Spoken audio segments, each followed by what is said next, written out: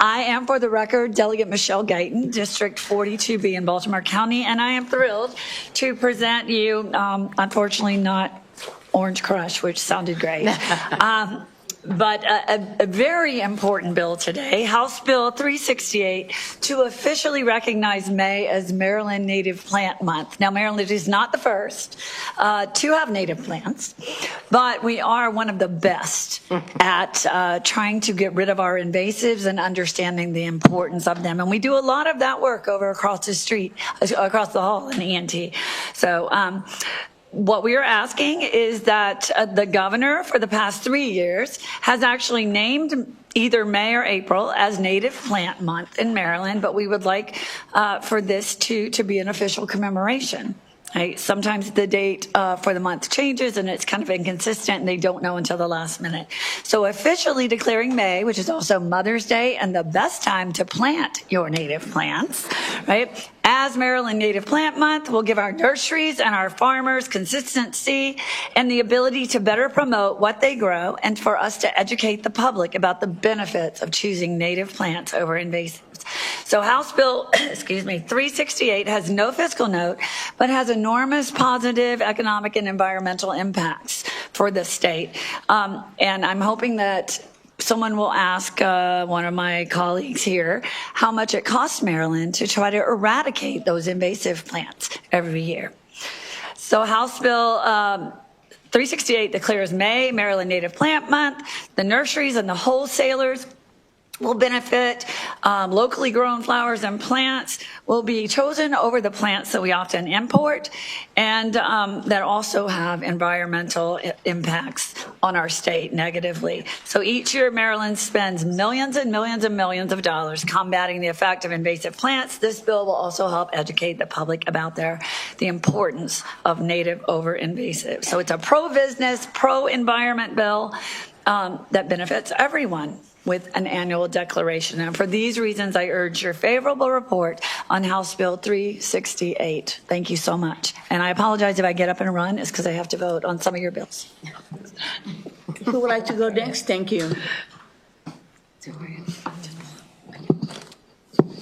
Thank you, Madam Chair. My name is Mary Ellen P. Sheeler. I'm a lifelong Marylander, proud grandmother, and very interested in native plants. We would like an annual commemorative month.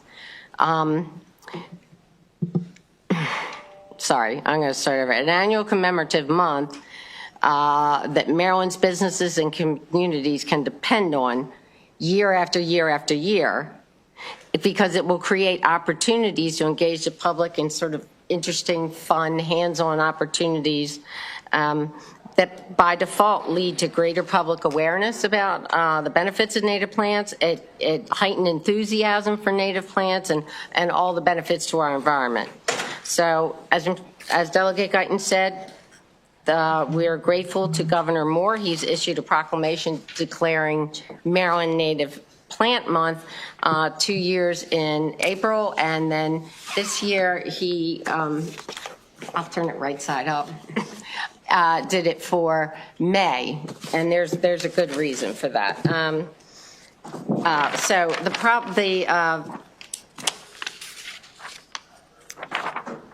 proclamations by nature are not guaranteed, and a new request must be submitted every year.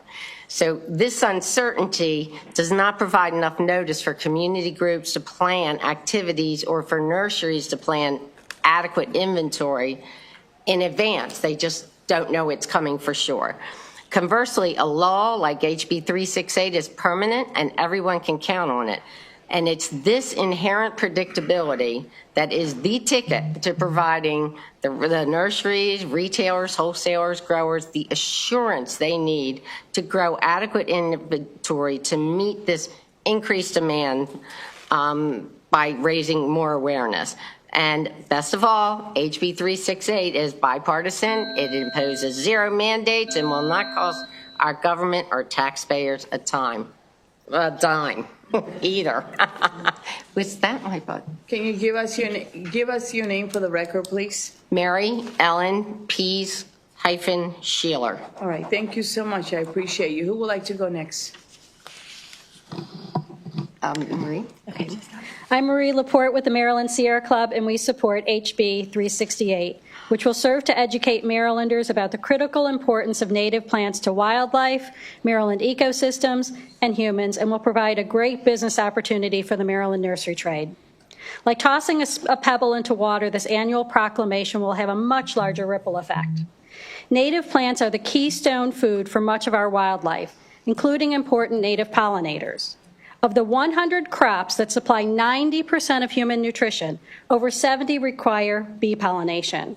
And according to the U.S. Geological Survey, for almost all crops, native bees are the primary pollinator, or they significantly supplement the activity of European honeybees. Even crops like cotton and soybeans and peppers, which don't need a pollinator, have a higher yield when visited by bees. To put it simply, native pollinators are critical to sustain food production for humans and wildlife and support the entire food web. When we plant natives, we are helping to sustain our native pollinators and ultimately ourselves.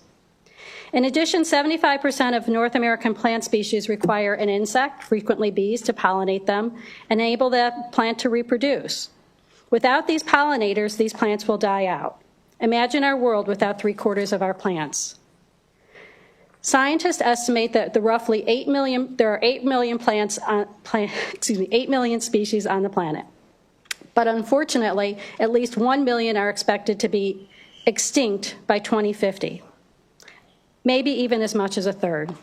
The decline of wildlife species is complex. In many cases, it's the 1-2-3 punch of pesticides, lack of native plants, and climate change. While addressing climate change is a global challenge, nearly all of us can choose to plant native plants and reduce harmful pesticide usage. Marylanders are starting to understand the connection between native plants and wildlife and want to help. A commemorative month is a great way to raise public awareness and gain support for native plants. We respectfully urge a favorable report on HB 368. Thank you. Thank you. My name is Kirsten Hoffman, and I'm speaking on behalf of the Maryland Native Plant Society. In addition to the many benefits of native plants, including supporting pollinators, increasing biodiversity, improving soil health, and managing stormwater runoff, native plants are needed as an alternative to the non-native invasive plants that cause so much damage to our environment.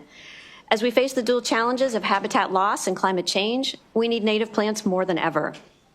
Per Maryland law, invasive plant species did not evolve in our state and cause economic, ecological, or environmental harm or harm to human health. Globally, losses of ecosystem services and agricultural productivity due to invasive plants cost in the hundreds of billions of dollars each year.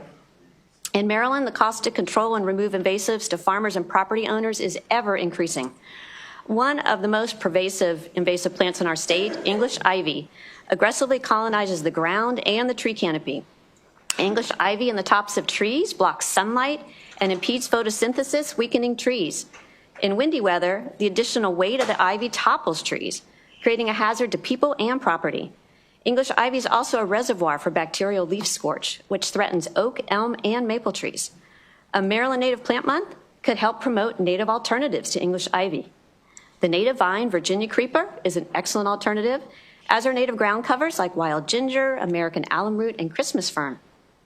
A Maryland Native Plant Month could also help promote native alternatives to Japanese barberry, an invasive shrub which is spread from residential and commercial landscapes to our natural areas. Japanese barberry's dense thickets create a humid microclimate that supports black-legged ticks, the carriers of Lyme disease pathogen, posing a danger to human health. Proclaiming May as Maryland Native Plant Month can help spread the word about the benefits of Maryland native plants and help grow local native plant businesses. The Maryland Native Plant Society requests a favorable report on SB 368. Thank you. I apologize, Madam Chair, but I have to vote. It's okay. Thank you. You're in good hands. I know I am. Thank you. Go ahead, Rachel. Thank you.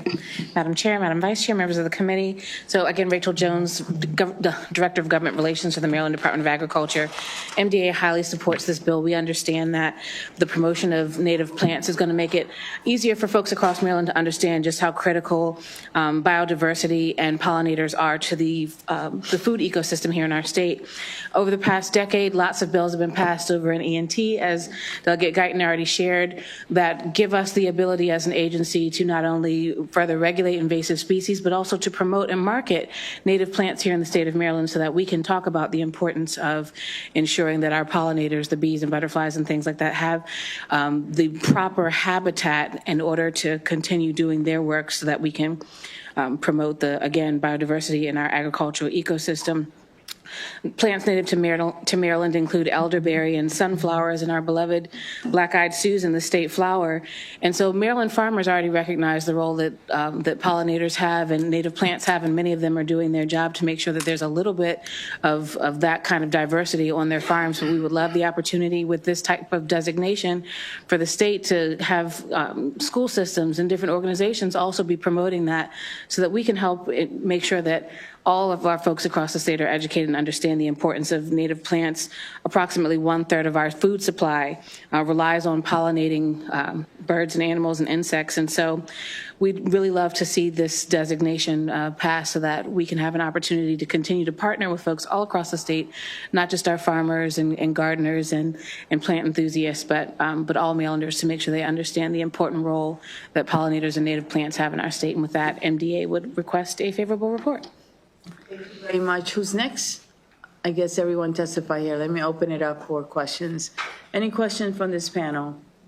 Seeing none, thank you so much for being here. We do have 2 more witnesses virtually. Will you please bring Robert Jenkins and Kelly Lawhorn? And those are the 2 witnesses. Just for planning purposes, while they come up, we're going to do 2 bills. We have to be back on the floor at 5. So my goal is to do House Bill 802 and House Bill 117.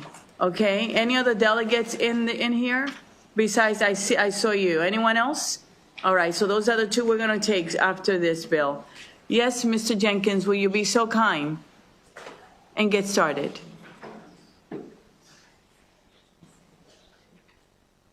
We can't hear you. You're muted.